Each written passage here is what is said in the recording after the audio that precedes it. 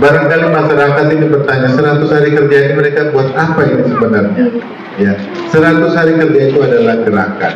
Ya, tidak ada dalam undang-undang yang mengatakan bahwa bupati wakil bupati wajib melakukan ini kalau tidak nanti begini tidak. Tetapi 100 hari kerja ini adalah gerakan dan kita sudah lakukan. Ya, kita sudah lakukan.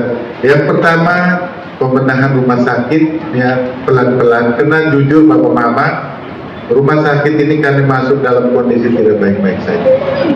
Ya, sebelum kami dilantik, kondisi dokter anestesi itu kosong. Ya, melalui pendekatan, melalui persuasif, akhirnya kita dapatkan dokter.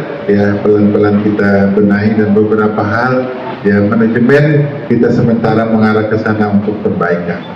Hanya kita tidak bisa serta-merta.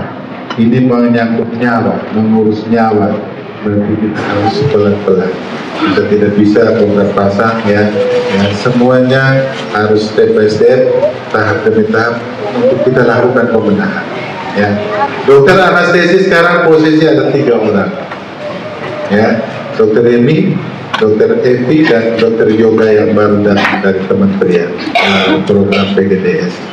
Mungkin Bapak Mama mendengar berita bahwa ada masalah dengan satu orang dokter anestesi. Dokter saya harus clearkan di sini karena saya ikuti persis, ya. Jadi dokter Emi ini secara pribadi beliau meminta untuk dikontrak setiap bulan, dia tidak mau dikontrak setiap tahun. Ya. Kami ikuti, kemarin saya minta direktur rumah sakit ikuti. Kenapa? Karena memang darurat, kita butuh. Ya, kalau dia tidak mau, kita pasti kosong dokternya. Sehingga kami ikuti. Seharusnya kan tidak bisa, kontrak itu harus per tahun. Beliau yang meminta kontraknya per bulan dan maksimal 2 bulan. Ada dokumennya semua. Jadi setelah 2 bulan, ya, beliau kan tidak minta diperpanjang. Pemerintah juga, karena kalau kita mengikuti dan memberikan kontrak setiap bulan, ini menjadi masalah. Satu dokter itu terlalu istimewa. Bagaimana dengan dokter yang lain? Ini menjadi gejolak. Sehingga beliau belum bertemu saya dengan Pak Bupati.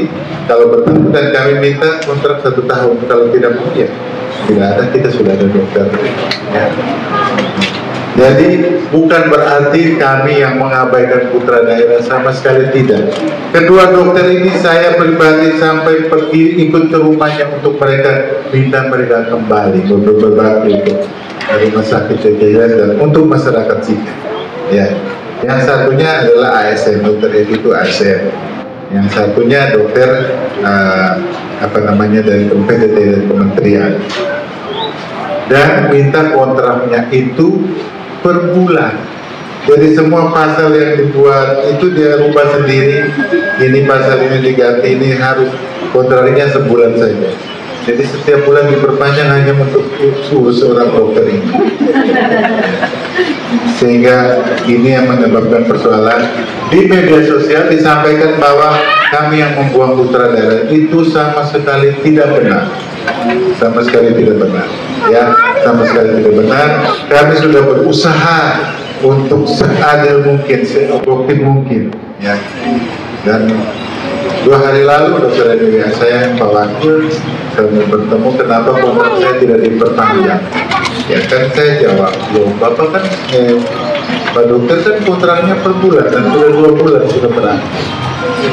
Karena kalau memang ini kita sepakati lagi, kalau mau 1 tahun, ya, kalau tidak, kami tidak layani lagi kontrak per bulan.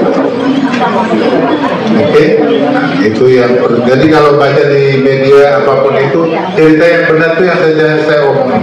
Ya, saya omong ini terbuka dan ini cerita yang benar.